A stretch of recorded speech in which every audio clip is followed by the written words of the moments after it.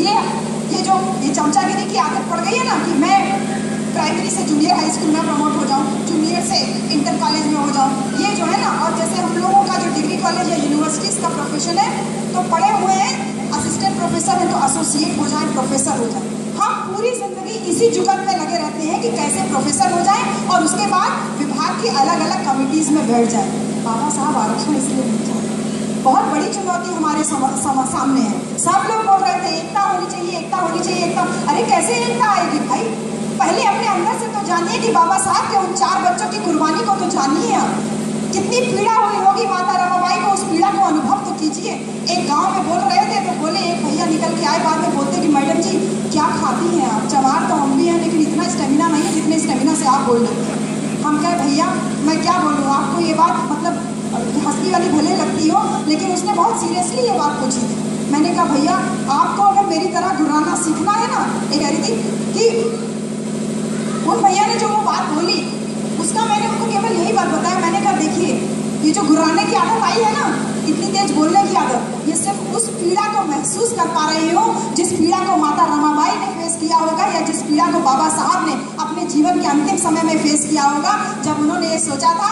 जो आप लोगों ने, कई बार लोगों ने कहा ना कि मेरे समाज में 10 डॉक्टर, इतने इंजीनियर, इतने प्रोफेसर, इतने वकील हो जाए तो मेरा समाज कितना आगे जा सकता है। उस पीड़ा को जब बाबा साहब ने महसूस किया, बातें महसूस किया है कि ये बातें मुझे लगता है कि मैं हर प्राइवेट टाइम में बोलती हूँ, और बोलने के बावजूद बाबा साहब के इन 4 बच्चों को जो देहांत हुआ, इनको बोलते बोलते आँख में आंसू आ जाते हैं। ये संवेदना जो हमारे अंदर जागी है, ये संवेदना अगर आप अपने भीतर जगा लेंगे तो निश्चित रूप से इसका वर्तमान परिदृश्य हम आरक्षण का बदलने में बहुत कामयाब हो सकते हैं। नानक चंद्रत्तु बाबा साहब से रोज पूछता था कि बाबा साहब आप हमें ये बताइए, आप जब रोज रात को अकेले होते हैं तो आप रोया क्यों करते हैं? तो नानक चंद्रत्तु से बाबा साहब रोज डांट देते थे, हे चल रत्तु तू क्या बात करता, मैं कहाँ रोता हूँ? तो वो बोलते थे नहीं बाबा साहब आप अकेले होते हैं तो आप अकेले में रोया करते हैं, आप मुझे आज बताइए कि जो क्यों रोते हैं। तो एक दिन जब ऐसे बहुत जिद कर लिए नानक चंद्र रत्तु, तो बाबा साहब ने कहा चल रत्तु तू नहीं मानता है तो मैं तुझे आज बताता हूँ। ये वो दिन था, रात में बाबा साहब लेटे थे, बाबा साहब को शुगर की बीमारी थी, बाबा साहब के पैरों में बहुत पीड़ा थी, बाबा साहब के सिर में बहुत पीड़ा थी। तो वो नानक चंद्र रत्तु बाबा साहब का पैर दबा रहा था, और पैर दबाने के बाद बाबा साहब का सर दबाने लगे। तो धीरे धीरे बाबा साहब ने ये बात बोली। बाबा साहब ने कहा नानक चंद्र रत्तु मैं ये सोचता था कि मैं अकेला अपने समाज में पढ़ा लिखा हूँ, इतने सारे लोगों का भला कर पाया हूँ, जब मेरे समाज के काफी सारे लोग, हजारों लोग पढ़े लिखे हो जाएंगे तो वो कितना समाज का भला कर पाएंगे। लेकिन आज मैं जब पीछे मुड़ के देखता हूँ तो मुझे मेरे पीछे कोई नजर नहीं आता। मैंने बहुत मुश्किलों से अथक परिश्रम करके अपनी समाज की सुरक्षा में एक तंबू खड़ा कर रखा था, लेकिन आज जब मैं पीछे मुड़ के देखता हूँ तो उस तंबू का मुझे कोई बम्बू नजर नहीं आता। मैं उस तंबू का अकेला बम्बू रह गया हूँ। और जब मैं अपने लोगों के पास में जाता हूँ तो उनसे बोलता हूँ कि चलो भैया समाज के लिए कुछ काम करने निकलना है, तो लोग, आप लोगों ने तो टीवी और बीवी तक ही सीमित किया, मैंने उसको टीवी बीवी से आगे बढ़ा दिया। हमारे समाज के लोग कहते हैं अरे बाबा साहब संडे का दिन मिलता है, एक ही दिन मिलता है, उस दिन भी आप समाज सेवा के लिए ले जाते हैं, थोड़ा बीवी बच्चों को समय दे ले। तो टीवी और बीवी के साथ में शीशी, ठीक है ना। ये तीसरा प्रसंग बहुत महत्वपूर्ण है। पैसा ज्यादा हो गया है ना, 6ठा वेतनमान अभी 7वां लग जाएगा तो अंग्रेजी वाला पीने लगेंगे। तो टीवी, बीवी और सीसी में मेरे समाज के लोग जो है डूबे रहते हैं। ये बात जब अकेले में होता हूँ तो मैं सोचता हूँ कि मेरी समाज की जो सुरक्षा का जो तंबू है, उस तंबू का मैं अकेला बम्बू हूँ। मेरा शरीर जर्जर हो चुका है, मेरे शरीर को बीमारियों ने घेर रखा है, न जाने किस पल मैं इस दुनिया से विदा हो जाऊँ। जब मैं पीछे मुड़ के ये सोचता हूँ कि मेरे बाद मेरी समाज की सुरक्षा का क्या होगा, ये बात जब मेरे दिमाग में आती है तो मेरी आंखों से आंसू आ जाते हैं। इसलिए मैं रोज रात को रोता हूँ।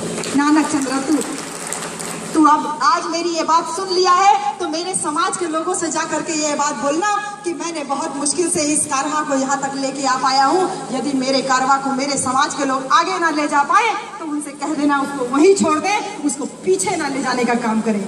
और आज हम लोग क्या कर रहे हैं? बाबा साहब रोते हुए ये बातें बोले थे, हम लोग क्या कर रहे हैं?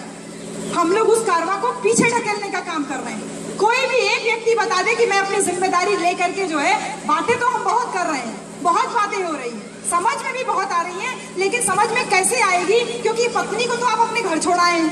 गाड़ी एक पहिया पर कितना देर चलेगी बताइए जरा? 2 पहिया पे ना चलती है ना, 2 पहिया वाली गाड़ी, चाहे साइकिल हो चाहे मोटरसाइकिल हो। चलती है कि नहीं?